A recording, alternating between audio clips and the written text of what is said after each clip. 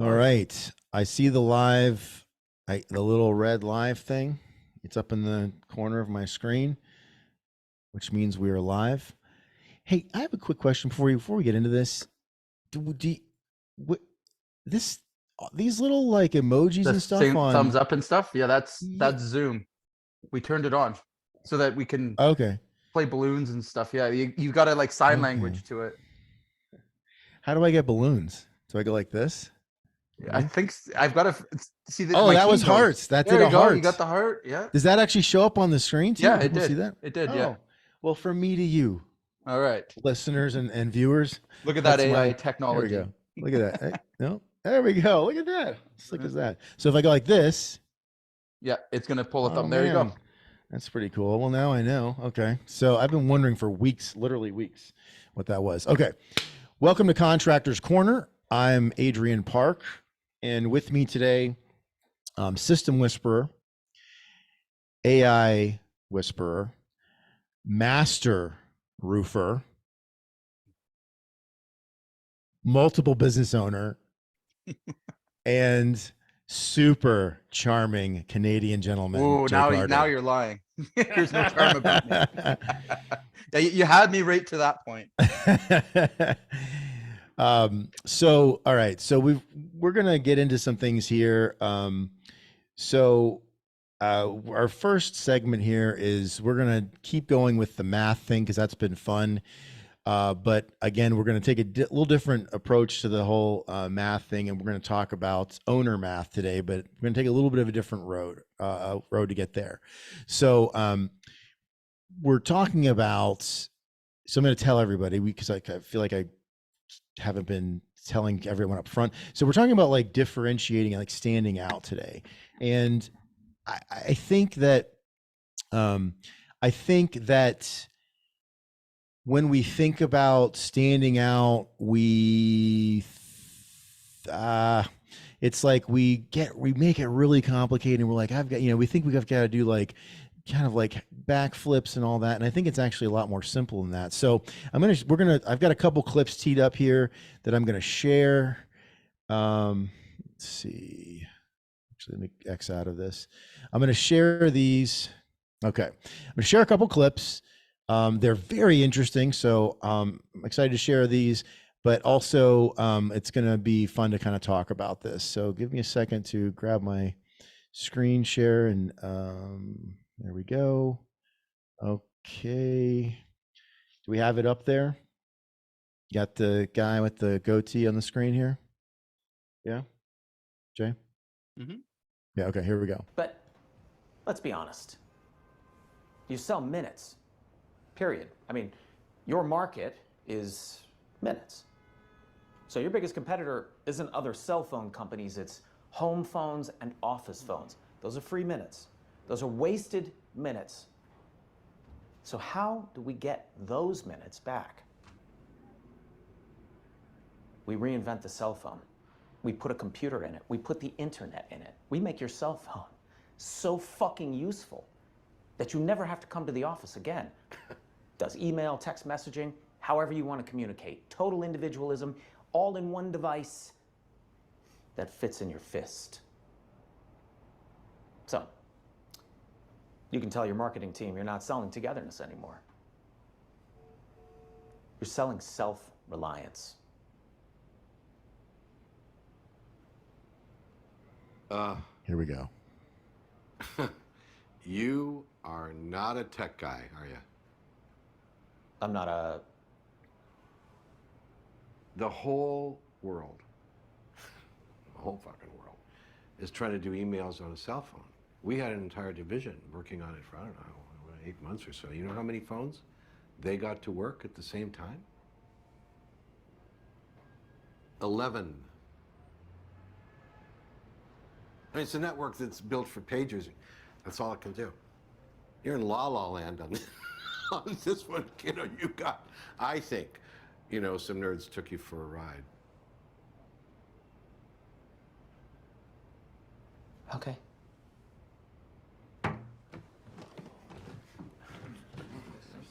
Mike, what happened? It won't work. What do you mean it won't work? Mike, They tried it already. How did you try this already? Hey guys, I think the meeting's over. Did you just put your devices directly on the network as though they were clients?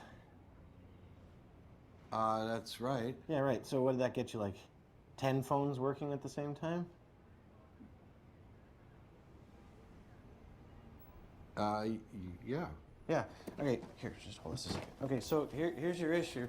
When you use a phone as a client, what's it doing? It's just sitting on your network, constantly asking the same question.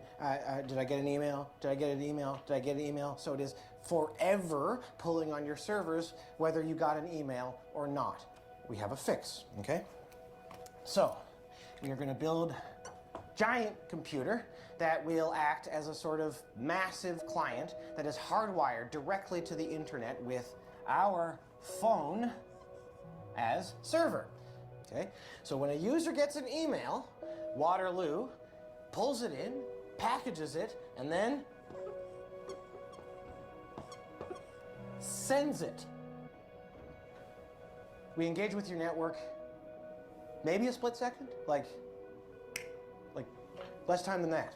So how much, I'm sorry, how many? A month's worth of traffic would be less bandwidth than a local phone call, so you could have 500,000 devices working simultaneously.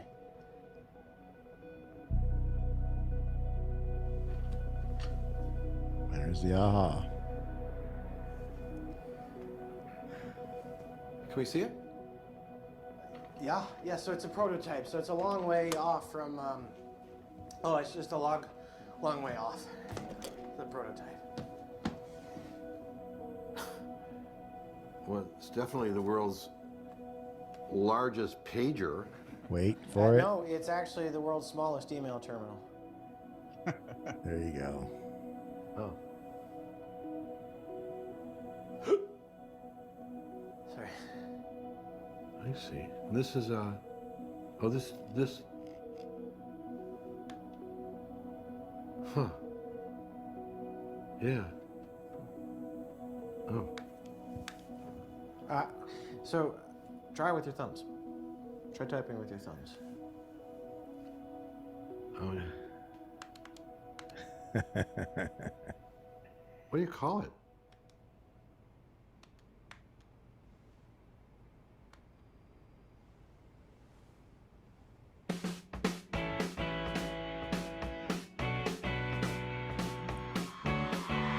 It's called a BlackBerry. It sends and receives email messages. It is also a cell phone. So, I got one more. So but before we move on to that, so I mean, a little bit of a longer clip, and there's so many things that we could talk about with that, but I love that the Bell Atlantic, right? So they're pitching to Bell Atlantic, right? Big phone, phone outfit. He says it's the world's largest pager, and the engineer comes back and goes, no, it's the world's smallest email terminal. Yeah. All right, so I got one more here, and then we got some things to talk about. So one more. This is actually much shorter. Give me a second. All right, share sound. Okay, hang with me. All right, here we go. All right. Let's bring them out. Can we bring the iMacs out, please? The new iMacs for $19.99. They're in 5 colors: blueberry, grape, tangerine, lime, and strawberry. And they are beautiful. They are so beautiful. And we hope that people want to collect all 5.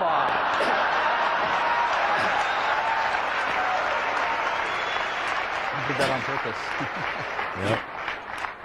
It turns out that nobody's ever made translucent plastic in colors this big before. This is interesting. And it turned out that the plastics didn't exist. We've spent the last 6 months, 9 months, learning about plastics chemistry and how to make these things really, really beautiful. And our design team has done a phenomenal job. Again, lime over here. It's beautiful. The keyboards and mice match. Strawberry, it's delicious. It's delicious. Blueberry is gorgeous. Grape, what? So there's more to that, but that's the gist. So a couple of things. First of all, so BlackBerry was, I don't think, or the BlackBerry product was research in motion, which was not a device business. And, I think, what I love about that, clip is that, they didn't, the BlackBerry device itself was a new device. However, the thing that made it work was just a simple, like they just flipped the way, like the phone was a server, the device was a server instead of it being like the client, basically, where, instead of pushing from a server out to the phone, it was the other way. And, and then of course I love the, that line, which I don't, who knows if that actually happened in the room or some version of it, but the world's largest page, the world's smallest email terminal. But, going back to, and then with Apple, so, again, I was a young man when this, or young kid when this was happening in 82, but like, in the early 80s, Apple had 22% market share, which is a lot, considering all of their, you had Compaq and HP. I mean, you had IBM, which was the monster back then. I mean, it was a very competitive marketplace, and they had crushed. But then over in the 9 years when, between 82 and 93, they lost 75% of their market share. And so when Steve Jobs came back after being exiled, essentially being fired, when he came back, I think 98, they were in rough shape. And so I don't think like that machine that we saw him introduce from 1999 was basically the internal guts of the machine, like the CPU, the processors, basically the same as what was in the previous machine, a little bit faster, right? But what they did is like the idea, the way he differentiated Apple in 1999 was colors. That was the big, like, yeah, they gave it a shape and everything, and it was obviously, that was a pretty groundbreaking thing, if you remember. But they changed the design. They basically, the shell, right? They changed that. It was still the same screen, the same, it was still, all that was basically the same as the previous, the previous Apple computer, but they gave it colors and then sold it as like this new exciting thing. But the performance, like the part where you use it to work or to whatever you're using it for, basically was a slightly better version of what had come before. It was just colors, right? Colors and shapes. But the impact to their business is that their sales, that one colors increased their sales by 10%, which is a lot when you're a large company like that. Their market share by 31%, and their profit increased by 50%. I've got to jump in here on something. Yeah. So the part you're missing with that clip there with Steve Jobs, there was something else that significantly changed. Okay. So why Steve Jobs was so unbelievably successful in the launch of, the new Apple products and stuff like that, where nobody was matching him in the market, is that he figured out how to sell to many instead of selling to one. Right. So you see him on stage, like Apple launched that when they did the launches to they made them into events. So all of, the Bell West, all of these guys would show up to these events that they would pay to have them come down. So Steve Jobs could sell to all of them. And they would, and again, where Microsoft and all those guys were behind is that they would send out sales reps to go and sell individually to those. So he immediately differentiated himself, and they did it cheaper and more efficiently because he could do these big unveils, get everyone excited about it, get them into the same room, and he would sell to many. Right. So, I mean, that's where really their contributed to these launches. So you remember the iPod, all those things. Yeah, The iPod, people, iPhone. you see the clips on the internet all the time of him like introducing these things on stage. Who do you think was in that audience? It was all their customers. It Right. was all their big time executives from, the phone companies from everywhere else. And that gave him such a advantage to this day they still hold, because you look at their stores and how they're set up. It's all designed to sell to many instead of selling to one. Well, and I think to your point, Jay, so my point in showing the BlackBerry and then that TikTok about Steve Jobs, the actual launch, is that, getting a group of your top customers together in a room is not a unique idea, No. right? You don't have to be a genius to come up with that. Nope. And in fact, it was like, everybody, to your point, like for, I don't know, from the 60s to that, at that point was 99. So for 30-ish years, people were hiring salespeople to go out and pound the pavement and Right. sell individual, which you totally should do. But they had kind of let go of that sort of like, with That's right. between television, radio, and then having their salespeople, foot soldiers, people weren't doing that. And again, and the same thing with like, if speed. you, It Right. matched the product, the speed of which they got the information out to their clients. So again, if you're launching a technology product, but it takes 6 months before the rep gets around to tell you that it's launched, right, or tell you that right. this product's coming out, or get you prepared, well, it wasn't efficient enough. So if you look at it, like I read his book and all that stuff, like he was looking at, like, even if I sent out, like, at the time he was talking about like direct mail and stuff, people didn't understand the concept until Right. they got context to Right. the thing. How is this going to change? And he figured out, and you're right, like he actually stole it from the direct sale market. So he took it from an infomercial. He was watching an infomercial and he was like, wow, these guys are like, he couldn't understand why he continued to watch the infomercial, and it hit him. Right. He was like, what if we created an infomercial, but for like a live infomercial for our products? And really what he's practicing there, which I love, and I'm a big buff of like the history of marketing stuff, is it's a direct response marketing campaign. Right. Big difference between branding. So like a lot, Microsoft and them, like they were spending millions, billions on advertising so that people knew who their name was, but they spent Right. nothing, and they sent out sales rep to introduce their products, or they would Right. do a press release, or they would do, and the problem with that is, and where Steve really was smart, is nobody found out about it until the launch.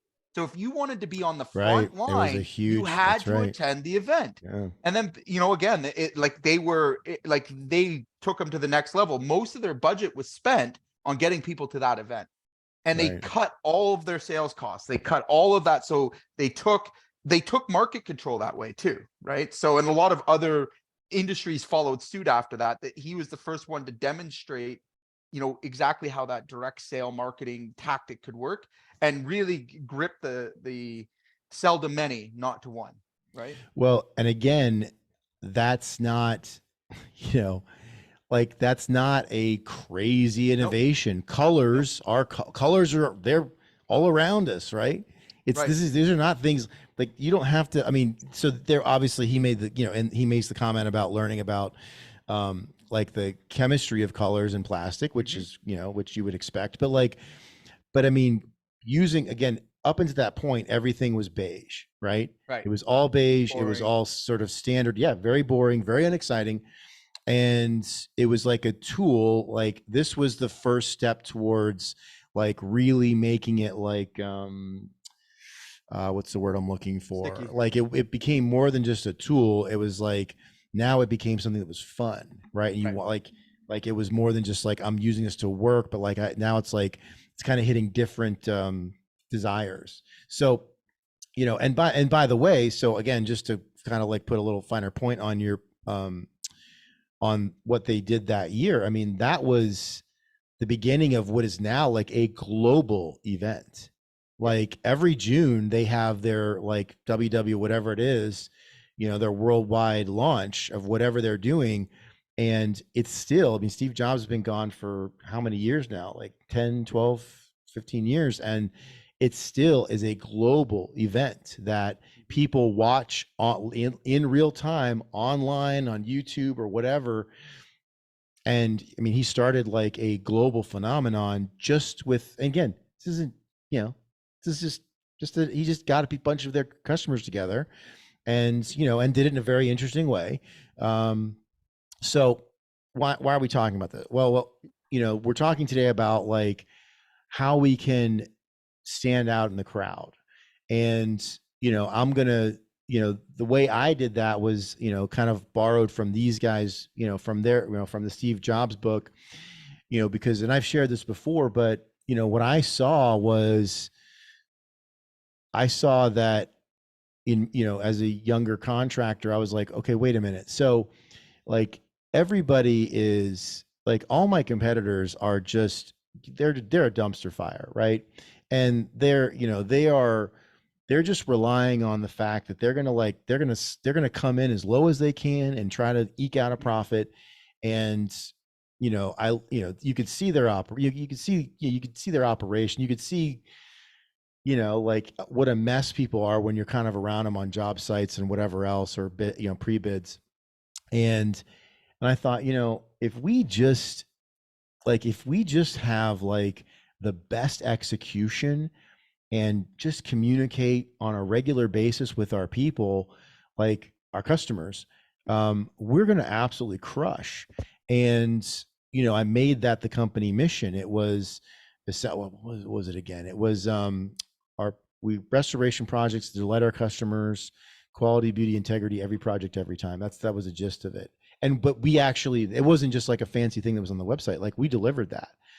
And just doing that, like just being consistent and executing and having basically a production machine. And of course the work was beautiful and everything else, but like just having that kind of like a machine where like people knew, like if we said we were going to be there, buddy, we were there. And if, you know, like if we said we were going to do it, they knew, they had certainty, right? Confidence that we were going to deliver.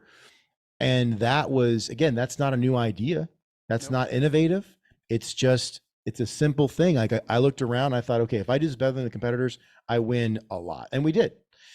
So I was going to ask you, so that was the thing that I did. That was the non-sexy thing that I did. I'm going to throw it back to you, Jay. What was the non-sexy thing that you did to stand out? I can go a little bit even deeper on this one. You know, one of the things that was important to me when I first started my business, and again, maybe I learned it in a book or something, but like the first thing that I went to work at was really understanding the customer first. All right.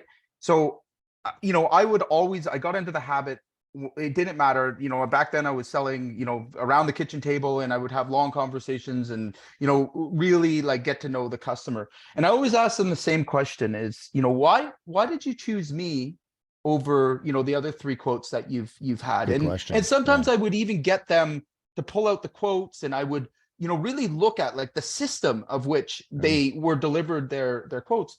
And almost always, you know, you put our quotes side by side. I mean, you looked at them like, you know, mine was obviously a little bit prettier because, you know, that was important to me. That made it. But hold on, we're talking about differentiation, right? Yeah. Mine was always, and to this day, I will say, compared to anybody else in the market, I have the best quote. Yeah. Okay. They're nice. The most Yeah, they're detailed, good. the most, you know, and that's important to me. Like that is something that I've known for a long time, because they would always use my quote, you know, my folder to put the other quotes in. They would be a Right. 1-pager. Mine would be detailed with all the, you know, the right things. It looked like someone had put together a proper presentation. And I won a lot of jobs without having to sell because of the quote, right? Right. So the next thing, you know, that they always brought up was, you got back to me immediately. Like, you know, you called me, you told me before I got to the appointment, like, because I would inform them of everything, whether like when I booked a call, when I booked an appointment to go see them. All right. Let's say back then I could give it a little bit more time, but I'd always schedule it a week out. The reason why is because I would send a direct mail with a pre-appointment letter. And I would Nice. say, hey, like, and I'd set the appointment up, right? Direct mail. So I knew I needed a week to get there. But I also knew something else, is that my competitors would run out there, put a quote at their door, maybe not even meet Right. them. Like they're just running around throwing out numbers. So I knew I had an advantage that way because I always asked, what was it about this experience? Like, why do you trust me? Right. And it almost always was the same thing. It came back to the way I communicated. It came back to the way I made them feel about the process and the decision. And when it came time to make the decision, it was clearly like it was, I led the pack in terms of professionalism, communication, even the way I showed up. Like I wore, a golf shirt. I was professional, and they would tell me those things. Now, let me be really honest with you. Back then, if you've seen the crews that I had, I was doing half new construction and, residential on the weekends for side jobs, right? Mm-hmm. The guys I were putting on their home, if I had not been there, all right, they probably break in through a skylight and steal their stuff. Like they were the greatest guys, you know what I mean? Like if I wasn't like actually there, and what would you expect? I was a 19-year-old kid, 19-year-old kid, all right, that's beating these like seasoned professionals over and over and over again, with the same thing. And all it was, like I used to, have a limiting belief that, oh, they must not have gone with me because of my age. That wasn't true at all. Right. Right. And again, what I started doing next when I was, in my 3rd year, I think, of business is I would call back everyone I lost a quote to. All right. And I would ask them if they would go through a survey with me really quickly, take 5 minutes of their time. Back then people were like, that's all we really had was the phone. And I would also mail them out a lost sales survey. And let me tell you, every time I lost a job, I knew exactly why. All right. So for many years, for 3, 4, 5 years, to this day, we still use the crazy. same That's survey. really good information. But yeah. I went down to Invaluable. it because not guessing at why I lost a job. Right. And you know what? People would be very honest. You would start with, getting them neutralized, getting them feeling comfortable about explaining it to them. Like, hey, you know what? Listen, I'm not going to bother you for the work. I just, to help my business grow, I really like just to ask you, a couple quick questions, just to find out, what I could do better to improve the business in the future. Absolutely. Right. And again, and what it always came down to, guess what? It was the way that I communicated. It was, and ironically enough, I could tell when it was price. All right. And a lot of times it was price because again, I started off charging, as much as I possibly could. And I didn't want to be the lowest guy because that in itself is a differentiator. So what I came to, be obsessed about and to really understand is the avatar, the client that responds to this kind of, process, this kind of, when I called them back within, an hour of them requesting a quote, like if they called me, like I'd pick up my phone, I would be in constant contact. I sent out the mailer to let them know. I sent a 1-day thank you letter after I had the meeting with them to thank them for their time. I sent out 8 weeks of follow-ups, like by mail, like every customer got one because back then there literally wasn't any, like email was just coming out. And then when we started with email, we started doing that. Right. So, but that got me the same customer, the same way every time. And it was, at that exact time, I didn't know why that pattern was. And I was getting, like, I would get frustrated by it because I'd go to some, some places and I'd be like, why didn't I get this job? And, when you start to do these surveys, you start to find out a few things like, and very rarely did it come down to trust. All right. It wasn't to do with my age. It wasn't to do with any of the things that I had told myself that it would be. Right. And then even to prove the point in the differentiation part, back then there wasn't a whole lot of money to go around for advertising and marketing and stuff. And to be honest with you, like we all did the same thing. We put our name in the phone book and whoever owned the biggest phone book, thing The was real estate and the yellow that's what I pages, thought marketing and sales were. Right, But I did something else that, almost by accident that got me so much further than everybody else and allowed my business to grow almost organically is that even if a job went bad, even if a job, and believe me, I had lots, like, again, I was talking to someone this morning, a client, and one of the topics he had brought up is like, when I explained to him our sales process right now, he's like, man, and he's like, because you guys do the best work. And I was like, it hit me. I was like, what do you mean? Like, explain that to me. It's like, well, you do this, this, and this, so you must do the best work. And this is a contractor. Okay. Wow. And Yeah. he's like, you do all that. And I'm like, no, you know what?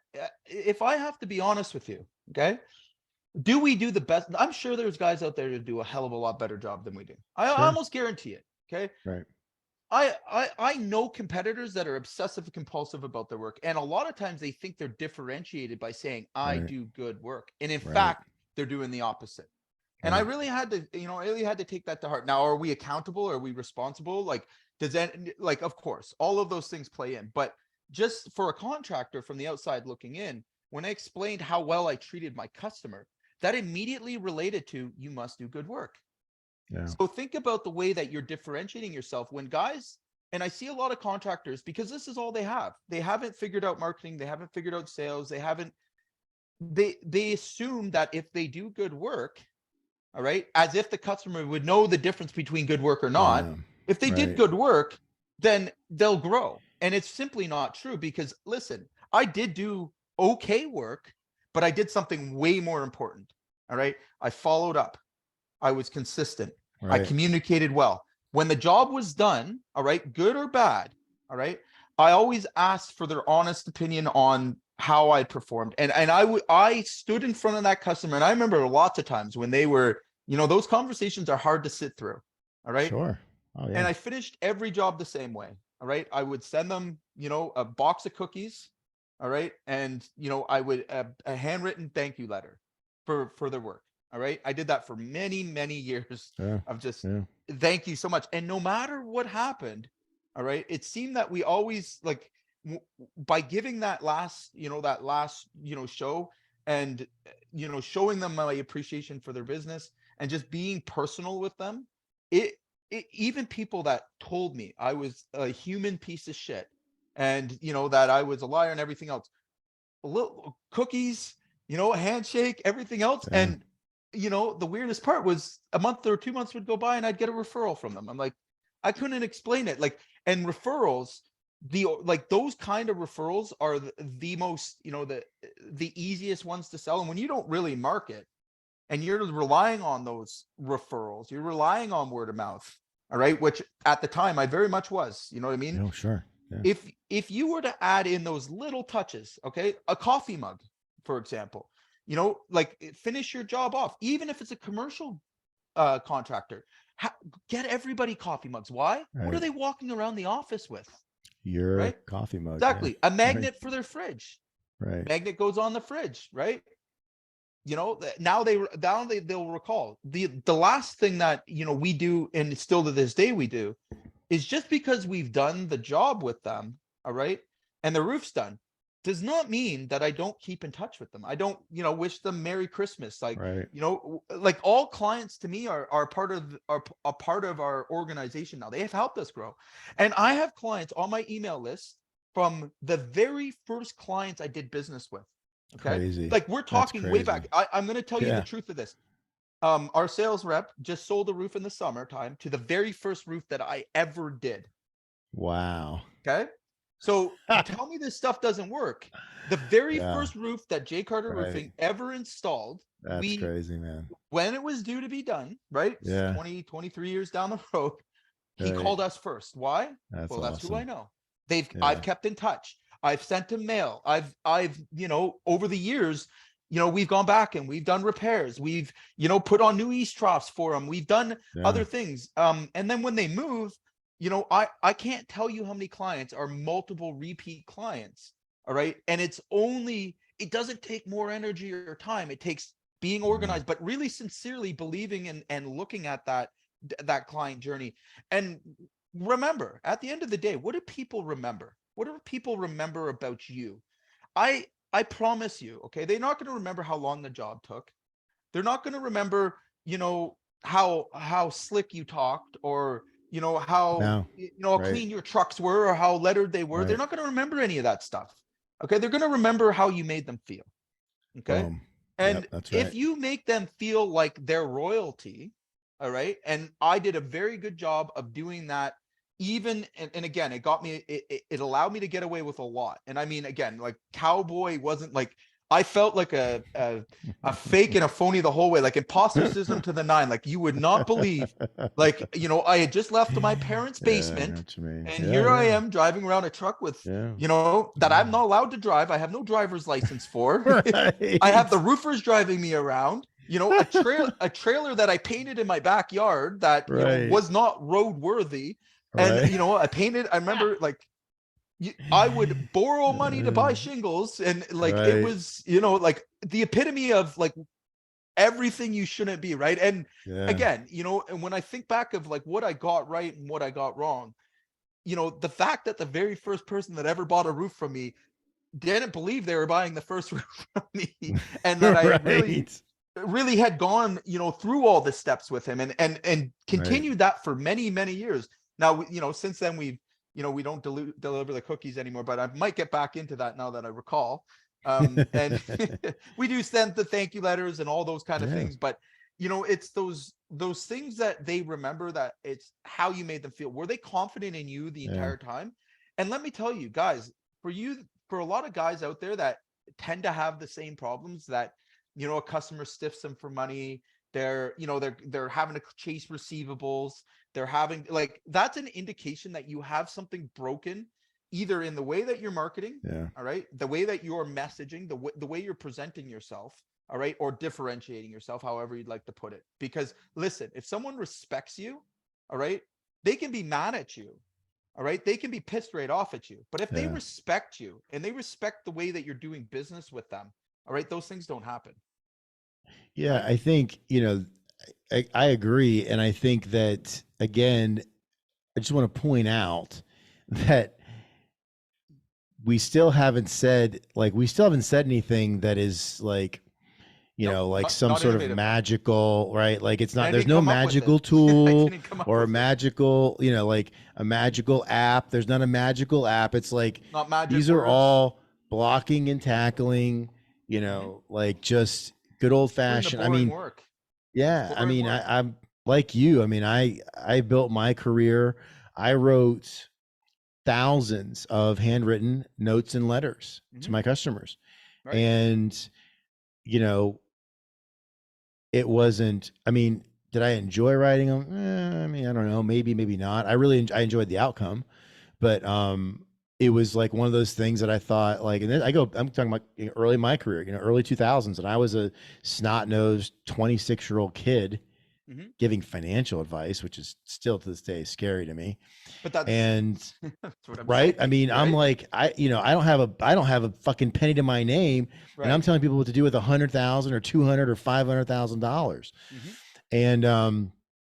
And so, you know, like it was, again, the things that I, you know, what I built my career on, both in banking and then obviously, you know, and in the masonry business, there wasn't a single. Now there were some. I mean, we ended up finding some things. I mean, Mhm. you know, I ended up building some technology that where I could predict the end of a job and like when we'd actually we complete a job. But again, that wasn't fancy. That was, I used an Excel spreadsheet for that, and I just used the information that my men were at one point writing down, and I had them do it into an electronic form and daily, and then I just processed the information, and I could tell anybody. I mean, outside of like a short couple week job, if it was like 4 weeks or 6 months or whatever, I could tell any of our customers on any of our commercial jobs exactly like within. I was accurate for within 3 to 5 days, Mhm. on how long like when we would complete. And it was scary actually how Right. accurate I was. Now that was the thing. But I mean, again, that was a fancier thing, but that was an Excel spreadsheet. It wasn't even an app. And it was just using the information that I was getting from the field, but using it quicker than say other people were. That's it. Mhm. You know? Right. And again, you know, it doesn't take much to differentiate yourself in the contracting world. Where I see the biggest, and where I experienced the problem firsthand, that I ran into is once sales became out of my hand, right, or the business got really busy, it was maintaining that. So like when I went to 2 crews, 3 Right. crews, 4 crews, Yeah. you know, Yeah. the difference nowadays is you can like the technology there, although you're still delivering a simple process. Writing someone a letter or sending somebody an email is not a difficult thing. No, right? it's not. It's Yeah. it's when when companies lose those values because they get busy, right? Right. Work gets complicated, or they forget, or like it's not made the priority, right? And I think we overthink these things. I talk to contractors Way constantly. overthink them. Yeah. They will it's paralysis by analysis. They like I could give them the exact form. In fact, I have a brand new asset or a tool if anybody's interested on activating your That's right. CRM and your Yeah. follow-ups. It's weird that we're talking about this, and in there I literally give you this formula of exactly the contact It's the that whole got thing. me Yeah. It's right, the that whole got us system. Yeah.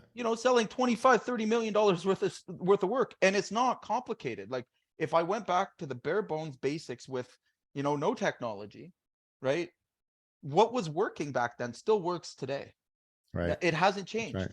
Nope. And where I want guys to really be focused is focus on the simple things that you can consistently deliver. All right. So, before you go out and buy, the brand new $100,000 trucks and think if I just Right. had a nicer truck, people would Right. call me more. Right. That's not Nope. true. Okay. No, They it's actually not. call you less because they're going to think that they're paying for your truck. Right. I know this Right. for a fact, guys. Like you can't argue with me. I have very boring work vehicles that look like work Yeah. vehicles. Even our Right. sales, it's a family van, right? Right. Why do you Yeah. think that is? You're not trying to be flashy. Okay. Right. You're not trying to be, you're not trying to show how dominant you are and how much money you can spend on something that's absolutely impractical for what you're doing. Right. Right. Now, again, a lot of that is personal, right? Like you're doing it to personally show how well you're doing. That's not it. Right. I've just, Right. from my experience, having well-wrapped trucks, all those kind of things, but you can use like, if you want to give your guys $100,000 vehicle to drive around in, well, we know what you'll be working towards, Right. providing, right? And again, different businesses, so it doesn't apply to everything, but that's been my experience. If somebody were to really, again, take the example that I'm showing you and focus on the way they communicate, focus on the things that they say, and really say the same thing to every single client until you've got it to a point where Right. very few things are outside of the range of the things that would come up, right? And I like to call this, really, if you want to stand out from the crowd, time the objections. Time the objections. Understand what your customer is questions they're going to ask you, right? What are the same top 10 questions that they're going to ask you? Great. Right. If you know those, what are you going to start to do? When I'm setting a sales call, like I want to get those things out of the way first. All right. I want to have resources available. What Right. I did? I put them all into a document with a checklist of how to select a roofing contractor. Oh, by the way, here's the 10 objections, or we'll call them objections or questions that we get asked Right. the most. And we're going to Right. explain them to you so that, again, when we get to meet you, you've already got a little bit of trust in us because we Right. already been through enough. Right. Right. And on top of that, like there's no contact missed, between setting the appointment. Now, I want to confess something to you. All right. Okay. I am a natural introvert. Okay. Believe it or not, I don't like talking to people. It's not my, like, I dread it. Right. Especially people I don't know. Like that's why I was never, I did it because I had to. Right. You're So I hiding it learned very to use, well. I'm going to right. speak on behalf of all the viewers. You're hiding it Right. very, very well. Well, you've been in sales long enough, but like really, I'm not your natural extrovert salesperson like that loves to have chats with people. No, like I Right. tried to systemize it so that I could avoid, the Yeah. awkward conversations. And Sure. back then, again, I'm trying to hide the fact I'm 19 years old, trying to sell very expensive roofs. Yeah. And I was Right. not ashamed of it, but I knew that it was something that people might look at and judge. Right. So I Of always course. tried to, present myself a different way. And even when I was starting, like, back when I was 14, 15, 13, I couldn't let anybody know how old I was. So Yeah. I learned to communicate the least amount, but with the most Right. impact that would Right. give the impression like I knew what I was talking about. All right. And again, Yeah. it's carried on. And really, when I look back on this conversation of like, how did I continue to grow? Like, how did I manage to keep business and, have these crazy years? Like, what was the difference between me and, this guy and this guy? And some of my competitors have been around just as long as I have, if not longer. Right. Or Right. Like we longer, have yeah, a sure. very stable market, like very stable competition. And I've asked myself, like, why did I grow? And like, why could I do things sort of on demand? And I'm reminded of the first 3 years of asking the same question, because I would see their quotes, I would see their stuff, like I would understand. Yeah. And it Right. always was the same thing. It was the way that you made me feel, right? It was the way that you communicated your value. It was the way that, without saying value, obviously, but I Right. came across and I answered the questions before they were asked. All right. I showed up like I said I would, on time. All right. We delivered every time. I'm not going to say we delivered perfectly, because it just wasn't Right. true. Well, it's Right. There was a yeah, lot, right. that we could have done better, like most companies could. But, I think, again, looking at what most contractors, especially newer contractors, come through believing is that they have to deliver, this bang up service, and like they're focusing on the work, and it makes sense, but they do nothing in terms of the communication and the contact, right? They do nothing. Now that I've matured as a company, I hire people, and this is for guys that are more established, that have sales teams and stuff. I see this problem. I did this right off the bat. I hired guys that I liked and trust, myself personally. Right. You see a problem with that? I don't Well, fucking like yeah. people I don't want to go and talk to new people. So why would I hire someone like myself? He Right. had to be a roofer. He had to know about roofing, Yeah. Right. and they would do the same thing. They go out and pitch roofing, and I found my sales would just, they would get crushed. And I went through sales rep after sales rep.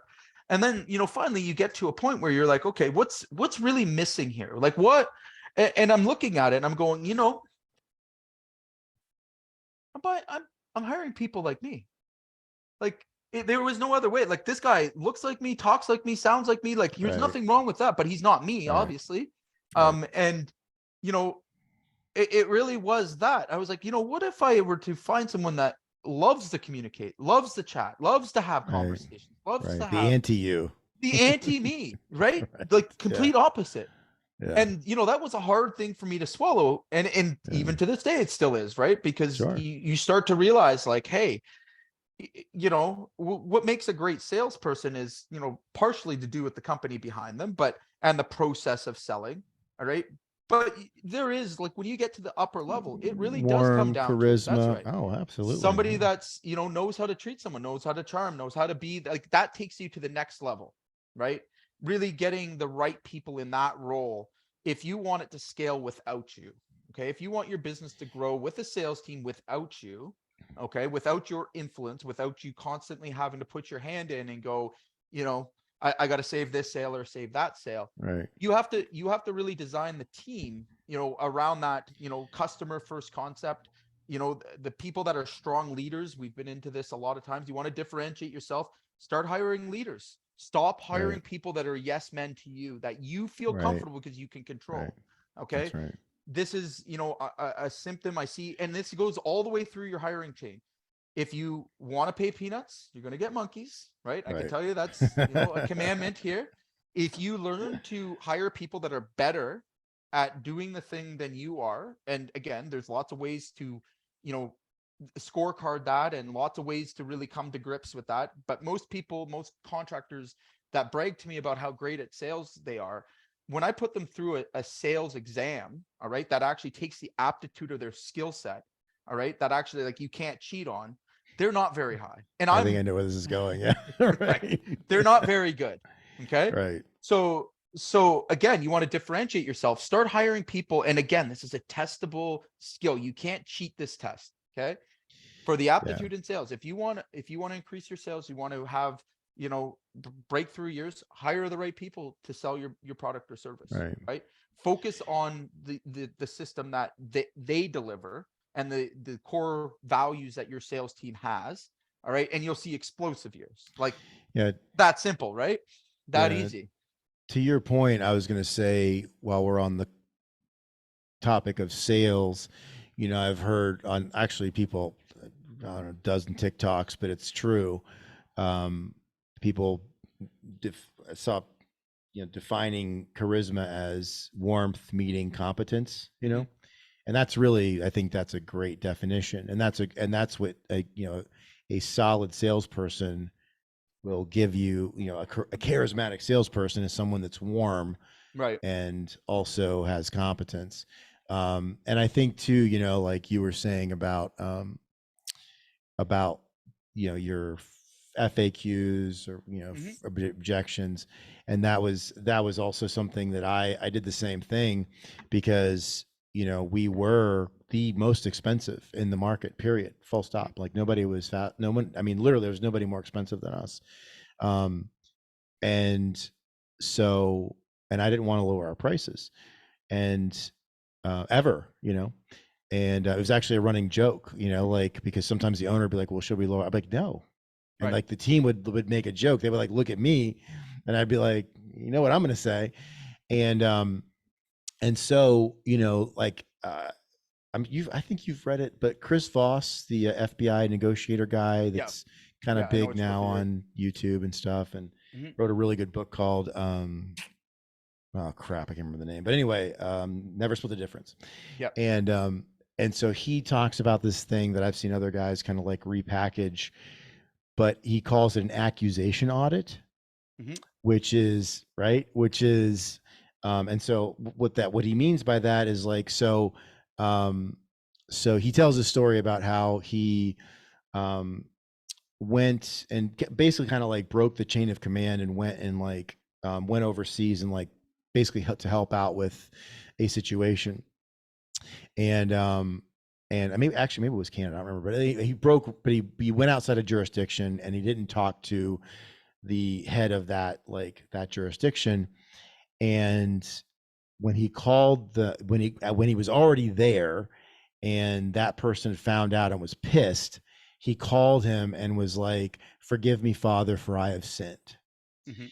And that was his way of saying, "Look, I know I effed up. I take full responsibility." And and that was something that I was like, "Ooh, that's really good." And so when I would one of the very first things that I would tell people, whether it was a $30,000 residential job or a multi-year $2.8 million commercial job, is I would say, look, I'd say, first things first, we are most likely going to be one of the highest, if not the most expensive quote that you're going to get, and here's why you should work with us. Right. So I would say, like, I would come right out and say, we are most likely going to be the most expensive, but here's why we're worth it. Right. Right. And I wouldn't apologize. And I would say it just like I'm saying it right here on this live stream. I would say, here's why we're worth every penny. And frankly, I think we're actually worth more than that, which was kind of a fun thing to say, because that always got a response like, what? You're most expensive and you're worth more than what you're actually going to charge us. But guess what? I got a lot of contracts, right? I got so many people to sign with me, and I was the most expensive. I was the highest, right? Now, part of that is I wasn't bidding low bid work, right? So, I mean, I was, we've talked about this. I had dialed into my target customer. So I knew I had a shot, even if I was the most expensive. And, but like coming out and being like, just head on and saying, like, the thing that I was, the thing that I got, like the feedback that I got for the first 3 years in the business was like, you're expensive, you're high. And so I was like, well, let's just step into that. Right. So we're the most expensive for a reason. And, and I think, again, going back to what you were saying, Jay, like, if you want to stand out, like, it's not having the right saw or the right truck or the right trailer or a cool logo. I mean, all those things are great, right? And I mean, I'm into that. I like the logo thing, and I think Contractor Guy, we've got a super cool logo. Shout out to it, Alcy. But like, like, that stuff is second to, if you want to stand out, you want to be the guy or the lady that, like, whether you're a modeler or you're a trades contractor, or you're a general or whatever, just do the simple things, do the fundamentals, over deliver, and you will stand out. Right. Because most people are cutting every corner, right? They're cutting every corner.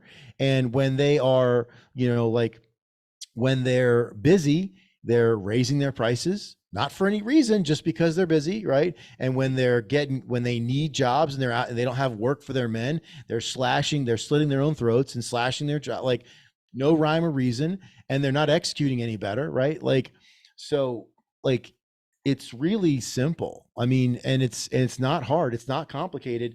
Again, you don't have to have an education. You don't have to like, all you have to do is just, if you just over deliver, right?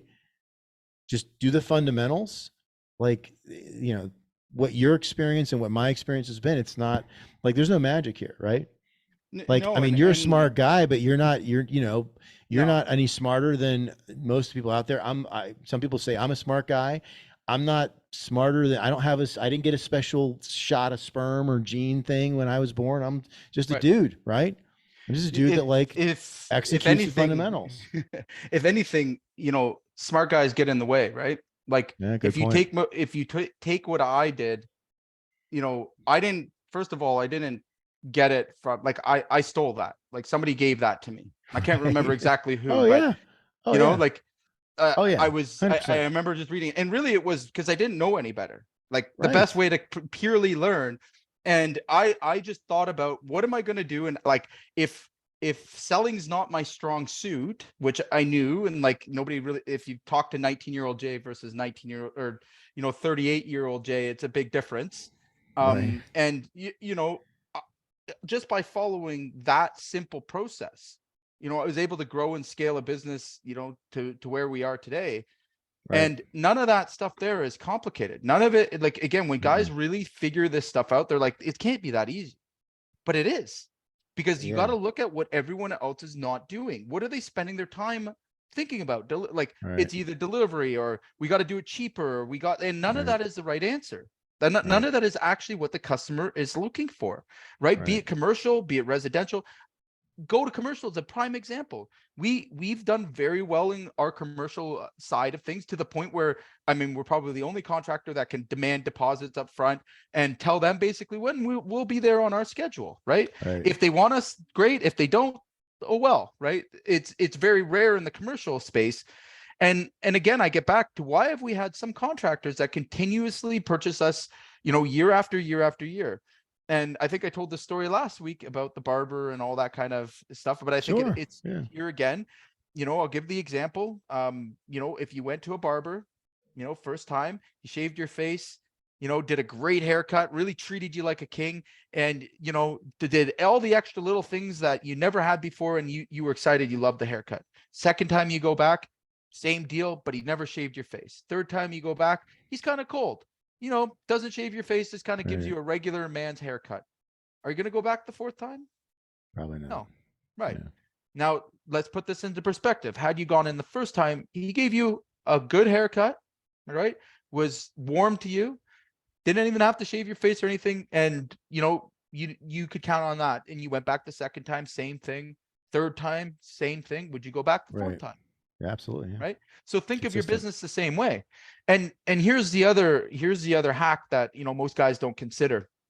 If you want to find out where the problems are in your business, okay, it's easy to look at the whole thing and go, it must be sales, and we're going to guess at that. So we'll throw some shit at that. It must be Right. marketing. We'll throw some shit at that. Really, it's quite simple.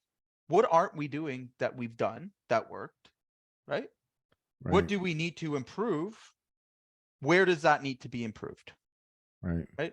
Very simple. So again, if we have a problem with sales, okay, and we're not closing at, a consistent base, let's go back and look at what's not being done anymore that we already knew that worked, right? So is the customer being, informed? Are we sending our pre-appointments out? Are we, booking them? Or is the, if everything's the same there that it was, all right, well, now we're going to take and look at the marketing. What's changed in the marketing, right? Or what do we need to improve? We're going to move one piece, and this is important. We're going to move one piece at a time. Okay. So we're going to make one adjustment, and we're going to see how it improves. Does it improve? Does it not improve? Right. And if you think about each part of your business being production, sales, marketing, finance, all this, if you were to, look at those all the same way as, a assembly line, okay, if you were running an assembly line, would you just start taking all the pieces apart to try and fix the Right. assembly line? No. Right. That's You right. would start at one side and you would, again, you want to think of your business the same way. And in Yeah. order for you to really know for sure where the problem lies, if you don't have a system, right, that consistently delivers that value to your customer. And again, it's very easy. Like if you take one of these ideas that I've shared with you today, let's take the box of cookies. Okay. Let's use that as the example. If you were organized and you decided to add the box of cookies, first of all, you would hire a third-party company that every time, Right. off your CRM, it would send them a notice, Automatically. Yeah. right? Yeah. Okay. Let's see now how our sales improves or our referral improves. Okay. Right. We take that measurement because you cannot manage what you cannot measure. Okay.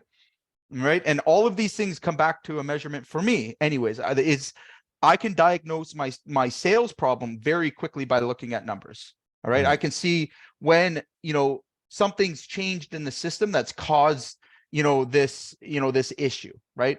Or it might be the sales rep, right? Again, you have to try and get problems isolated. And then when you've isolated them, now we're going to make small changes. I see too many times, big companies too, they do the panic reactive thing, right? Right. I've got a sales problem, so I must buy more leads. Right. Perfect. They never learn how to sell. So again, when I talk to some of our clients, and believe me, I feel for them in every sense of the word. Okay. But they come up and they tell me that they're getting 3 to 4 leads a day. All right. But they're having a sales problem. They're not converting. It must be Right. because everybody's cheap in the market. I stand back and I go, okay. So prove it. In God I trust. Bring me your data.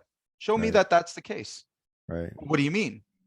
Okay, well, show me the closing ratios. Show me the, show me the performance of your sales team. How many Right. conversations, how many follow-ups, how much is being done and done consistently. All right. And almost immediately we start finding the cracks. Well, Right. we're giving out quotes, but they're not following up. Well, you lose 60% of your sales that way. Right. And again, we get into this differentiation. Like, how do you expect to be different than anyone else?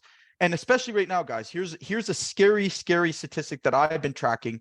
We've seen our cost per acquired customer, and anybody that knows me knows that that's a very important number to me. Okay. I've seen it steadily increase. Okay. Mm-hmm. Dramatically. And I know from past recessions and stuff like that, that's not unusual, but here's how I know that the number I haven't lost. Okay. So I'm okay as the number keeps climbing up, because what happens in a recession is people hold on to their money and stall on projects. Right. Okay. Right. Yeah. Where I'm seeing that occur is my open estimate. So they haven't given us a yes and they haven't given us a no. Okay. So that number is equally as large as the cost per acquired customer. Mm.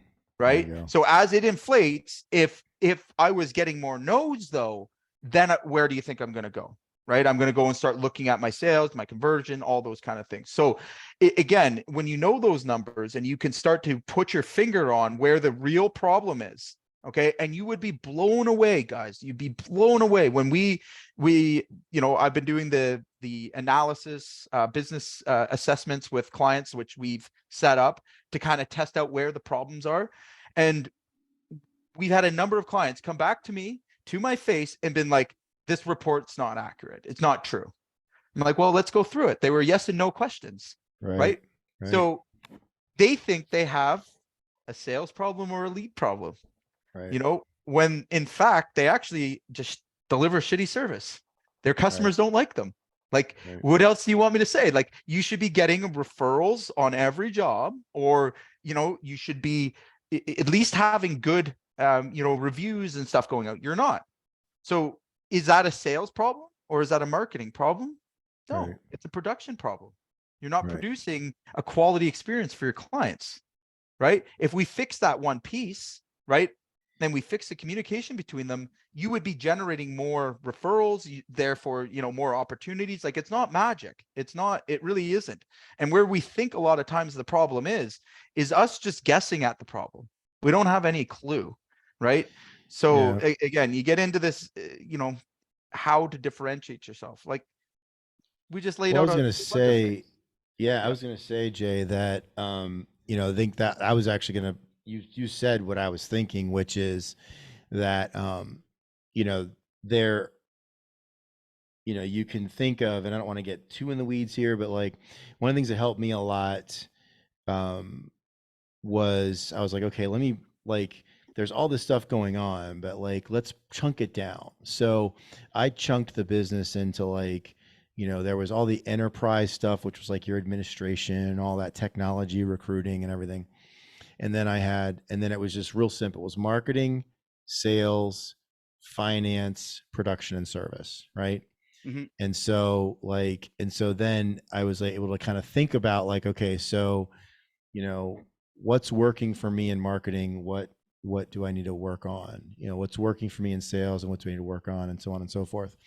And that's actually a place, something you helped me with a lot when we worked together, previously, which was like you helped me to find, like you were like, you need to get a controller in, right? Like Right. replace, because we had a bookkeeper, and it was an interesting situation to say the least. Mhm. And Oh yeah, those are always pleasant, aren't they? yeah. And so I think that, and so I bring that up because, um, you know, even though I had my arms, like, even though I really understood where the business was and knew where I wanted to go and all those things, and we were growing. I mean, we had had built really a great, or rebuilt a great business, but, it still needed help. I still needed like fresh eyes to, like kind of point me to like where I needed to, like, because the reality is if you tear it apart, there's like, you could just go into total overwhelm. There's like Right. 25 things that need to be For sure. fixed, but there's two or three, or maybe one or two that are going to have a disproportionate impact if you focus Absolutely. on those things. Right. 100%. And so I think, one of the things that it seems like where we're having success with our clients at Contractor AI is like maybe finding the things that are going to have like that disproportionate result, Absolutely. right? Because like, and sometimes I think, we sit down with people, and and they think they have one problem, but it turns out they actually have a different problem. Right. And by fixing the thing that they're not thinking about, it actually fixes the thing that they are thinking about, It's right? so again, it's kind of a loaded question because you know what we go through here at Contractor AI with some clients, and you know it's always amazes me. I can go in and I call it, looking at somebody's watch and telling them what time it is. Right. One of the Right. and again, it's hard sometimes because I have the conversation of, and literally it goes like this. So my sales dropped. Okay, why did they drop? Well, I stopped doing X, Y, and Z. It's like, okay, so why don't you do X, Y, Right. and Z again? Right. Whoa, that's brilliant. I'll go and start doing that. Genius. Like, you're just like, well, Yeah. like you get really to those points, and this is what I mean about a lot of owners just they can't see the forest through the trees, and it Right. happens to me. Like, you've seen it happen to me in Contractor AI, where you're like, Absolutely. it happens to the best of us, because when you're in it, it's so difficult because you're getting hit with so many different things. When Right. you're trying to solve a very specific problem, I mean, unless you're really, again, you're really, self-aware, and you're really aware of that business, and you have the numbers to kind of, guide you along the way. But I'd say for the majority, 90% of owners that don't have those things currently or yet, it really does take, looking at something with a fresh set of eyes. It takes a Yeah. second opinion to either validate your concern or, point you the different way. Because a lot of times it's literally like, when I repeat it back to them, they're almost in shock. And I've always wondered Yeah. why. And I've had the experience myself, like, where you're just like, it can't be that easy. Like, there's no way it was just Yeah. that. And then they go back to doing the thing, or we help them add a thing, right? Because a Right. lot of times, the holes are not visible, and they don't have the team around them to really, pinpoint the problem. And again, especially with sales and marketing, production, delivery, like, they have to be complete processes. You have to try and get them completely to a circle as best as you can, right? It's when you're off track with those that things start to get out of control. It's when you start to get big wobbles and big ups and downs, right? And again, I know Yeah. from my own experience, a lot of times, guys, it's the simple day-to-day boring stuff that gets missed or gets lost or that gets forgotten about, that forces you into these situations. So again, you know, a company grows in production size. They forget all of the things that got them to that point, all of Yeah. those conversations, all of those small touches with the clients. And then what, you know, a year or 2 years down the road, they've made this growth pattern, but now they're on the decline, right? Or they hit a bad part in the market and they're on the decline.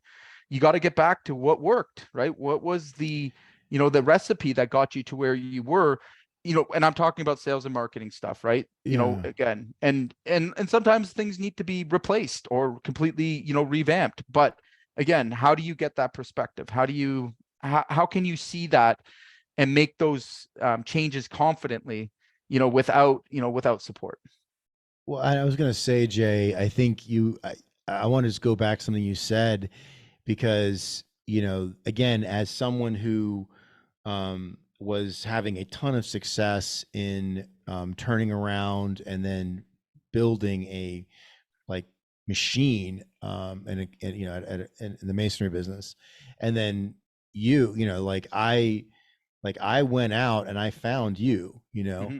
and well, I mean, you kind of found me too, but that's another thing. But like, um, you know, you do the same thing. Like, even Right. though both of us, you know, were at play, you know, you are, you know, I was and am at places where, you know, we have, yeah, see a lot of things. We have, you know, a significant track record of success over a long time, you know, multiple decades. And yet, like, both of us, and I'm saying this because we eat our own cooking. Yeah, we Like, do. so we don't just, it's not do as I say, not as I do. We both Right. do as I do. Right. So, Mm-hmm.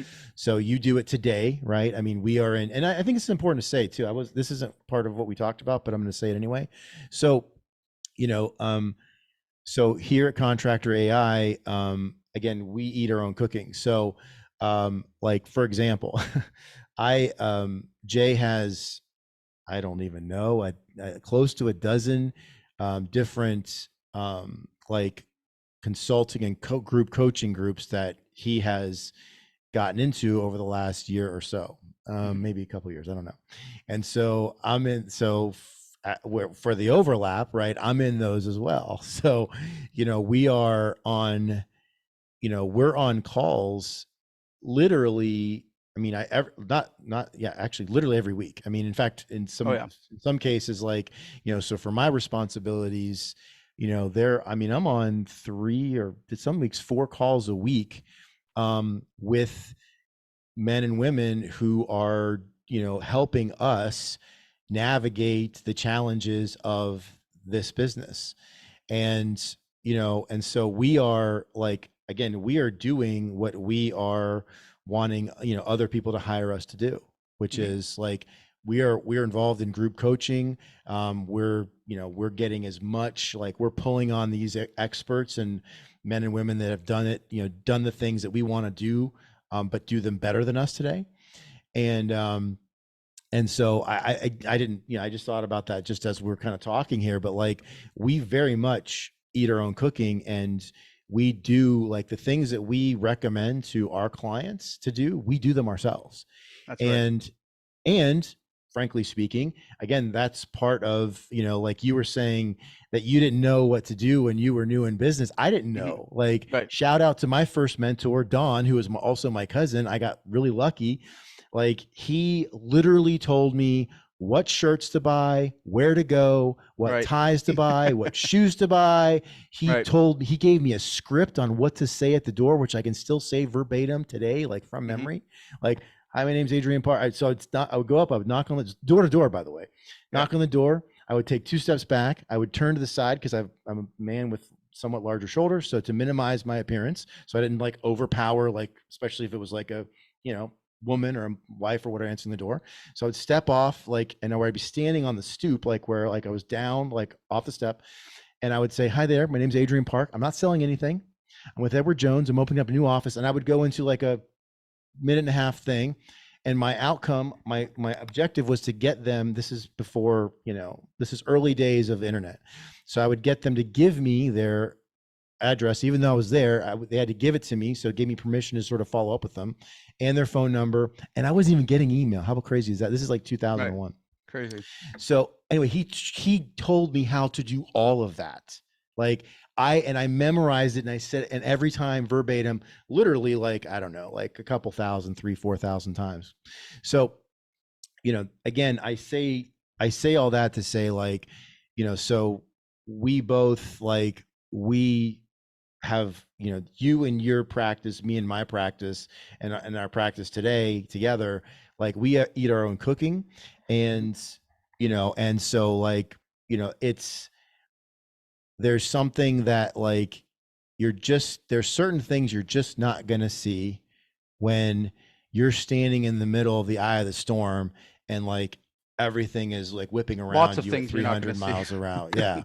So I mean, so one, having somebody who understands the space, and that was, again, I'm just going to go back and say, the reason I wanted to work with you was that you had done it, right? Mhm. And then I love that you were doing, like, you had a business that you were running, but you weren't, right? Right. You were able to step away from, and your business was crushing. Like, that was, to me, that was the game. Like, when I knew that, I was like, the game over, right? There's nobody else I want to work with. And I Right. think, and I think that's important for contractors to know, like, if you, because we didn't know that people didn't know, like, about you and about me and about some of the stuff we've done. So I'm just going to say it. So it's shameless, but I have to say it because people need to know. Like, so today, Jay runs a 8-figure roofing business that has been around for 23 years now, Jay, and is in the Greater Toronto area and crushes, like, and he also runs Contractor AI. And, Right. and like, and it's not, and he's not killing himself running the roofing business. His team runs it and he's involved where he wants to be, right? He gets to choose what he wants to do. And I think that's what, I mean, that was what I wanted. Like, I wanted to be able to decide, like choose where I got to work in the business, right? Right. Because when you're an owner, you are everything to Chief everyone everything. all the time, right? It's Mhm. like, yeah, you're a one person army, even when you have, I mean, we had 40 employees and I was still one person army. Right. So, so I think it's important. I'm going to put the soapbox away, but like, it's important to, one, have a fresh set of eyes. And then when that fresh set of eyes also understands what to look for, right? Mhm. And how to evaluate, and then where to spend the time, money, etc.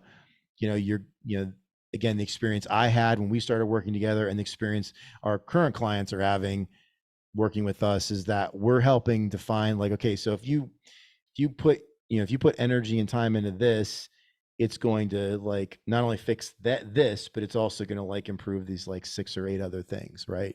Like a Right. domino. Well, It's and like the big domino. we measure the things for them. So, I mean, just for anyone that's still listening out there, we do consulting. So a lot of what we're doing, again, is obvious problems that you may or may not be aware of, right? I need to improve my marketing. I need to improve my sales. Well, there's a lot of things that go inside of those, and your specific situation is what we look at. We Right. come up with a game plan, a written document, a scope of work that we're going to do. Most of the work we deliver with our team. So we actually build it for you. We develop it for you, and we help you to manage just the change and the mindset that is required to actually operate that system or to implement that thing. I mean, as simply as I can put it, I mean, it's, a lot of guys struggle with just the idea of the change, I think, and we see it over and over again where contractors are really stuck. And it's very, very frustrating if they actually know what it is exactly they need to do to Right. make the next step, but they just don't have, that thing that's there. Maybe it's a team, Right. a special skill. We go out, we get that. If we don't have it on our own team, again, I use the example of the VA. A lot of Yeah. guys, they're trying to level up. They need an admin. They don't know how to train them. They don't know what they would do. All those kind of things we solve. We take that off your plate, and then we teach you how to actually communicate with the admin, how to get the Right. results that you need out of that system in order to, continue to build your business and, keep you mostly focused on the business building aspect of, why we're all contractors, right? No one got Yeah. into it, hopefully didn't get into it going, man, I hope I stay in the tools the next 40 years with all this stress and all this responsibility. And nobody wants that, right? So we help do that. We're not a coaching company per se, although we, obviously you can sell some coaching in here, but coaching is great. But without the actual steps and the team to implement, big processes like sales and marketing, Yeah. it's very hard to do on your own. Even in the most inspired state of mind you can come up with, there are going to be gaps. We take those away. We solve big problems, and we work with you on coping with the change and and how to approach something new in your business. Yeah, and I think again that is I mean, for us, a differentiator is Absolutely. that like we don't just show people the problems. Right. We show them like not how to fix them, and then we actually can help them. That's Like right. we can actually like get it done. It's a tailored solution. Like, yeah. It's like, I mean, we actually can take you through it, and we've got our teams work with their teams, and like it's a collaborative thing. So like there's real action, real results, and that's a big deal, man. I mean, because a lot of folks, a lot of folks spend a lot of money on coaches, and that's, there's a place for it, and certainly I'm not gonna. I'm a product of, or I've had a lot of great results from coaching, but we actually like come in and like can help you like with the actual execution, which is a huge deal. And so, yeah, you mentioned this earlier, Jay. I want to bring it up again. So we did just, we had it all, we had everything. We just didn't sort of have it with all the pretty, like all the artwork that we have now. So we have our 50-page playbook, right? That, we're just giving away. It's literally, tell me if I'm stepping out of school here, but like, it's literally it's everything. Yeah, right. It's exactly. it's all the magic. It's all the execution. It's all the processes. It's all the systems. It's everything we do when we, get an engagement to work with folks, and we're just, we're sharing it. I think, to help people see like, some of what it takes. And of course, if they want to use it themselves, Yep, exactly. that's fine too. We want to encourage folks to take the next step. So comment or DM us depending on where you're seeing this, because this is in like 6 or 8 different places right now, or on the replay, same thing.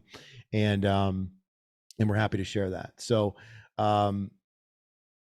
good. I think just final thoughts.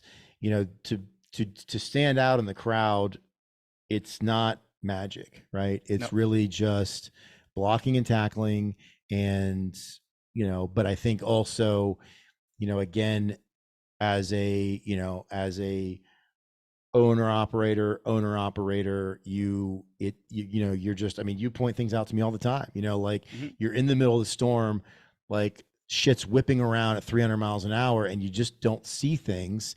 And so, having a highly competent person with a lot of tools and resources behind them, which is what you are, what we are, it makes a difference. And, and again, we hold ourselves accountable. We show the results and take response. And, by the way, things don't always work the way they're supposed to. No, that's true. Welcome to business. Yeah. but that's, I think, also a different differentiation with us. Like we find a way. So thanks for being with us this week, everybody. So we are here every Friday. This is Contractors Corner, our live stream. We're every Friday at 3:00 Eastern time. And Jay is doing free training Thursdays at 3:00 Eastern time on a lot of these same channels, certainly in our Facebook group, but also a few other places. So check that out. And then I go live also Mondays at noon and share my playbook, which is a lot of the stuff that we do here at Contractor AI, for how I turned around a mason restoration business that was, in really, really rough shape when I came in. So we do this, not because we, want to be YouTube famous or TikTok famous or whatever. We do this because we have deep conviction about helping contractors, with, navigate the challenges of today.